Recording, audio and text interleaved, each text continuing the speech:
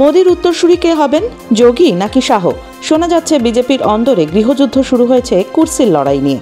যোগী হিন্দুত্বের poster বয়, তিনি মোদির জুতোয় পা গলান চাইছেন বিজেপির একাংশ। অন্যদিকে শাহ দীর্ঘদিন ধরে মোদির সঙ্গে আছেন। গুজরাট থেকে নয়াদিল্লি এসেছেন। তিনি আর মন্ত্রিসভার নাম্বার 2 হয়ে থাকতে চাইছেন না বলেই শোনা যায়। লোকসভা নির্বাচনে উত্তরপ্রদেশের টিকিট বন্টন ঘিরে ঠান্ডা লড়াই চলে দুই নেতার মধ্যে। যোগী চেয়েছিলেন সংঘের লোকেরা টিকিট পান। সমাজবাদী পার্টি, কংগ্রেস থেকে আসা তৎকালীন বিজেপিদের টিকিট দেন অমিত শাহ। ফলে উত্তরপ্রদেশে গত লোকসভা ভোটে বিজেপি মুখ থুবড়ে পড়ে। 2019 সালে 80টি আসনের মধ্যে 62টি আসনে জিতেছিল বিজেপি। তা নেমে আসে মাত্র 33টিতে। বিজেপির মুখ পুড়েছে বারাণসী ও অযোধ্যায়। বারাণসীতে মোদির জয়ের ব্যবধান 5 লক্ষের কাছাকাছি থেকে 1.5 লক্ষের কাছাকাছিতে নেমে এসেছে।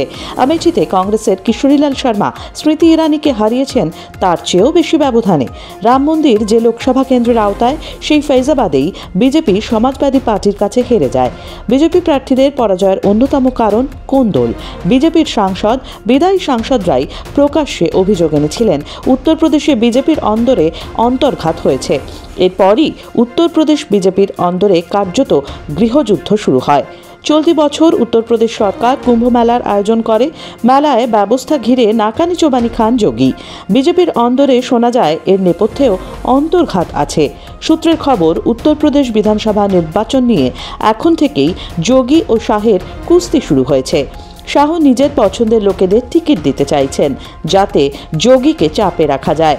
অন্যদিকে শোনা যাচ্ছে যোগী নাকি ঘনিষ্ঠ বৃত্তে বলেছেন গুজরাতের কেউ উত্তরপ্রদেশ নিয়ে সিদ্ধান্ত নেবেন তা তিনি বরদাস্ত করবেন না। বিজেপির সাধের উত্তরপ্রদেশে যে আরও ডামাডোল বাঁধবে তা আর বলার অপেক্ষা রাখে না।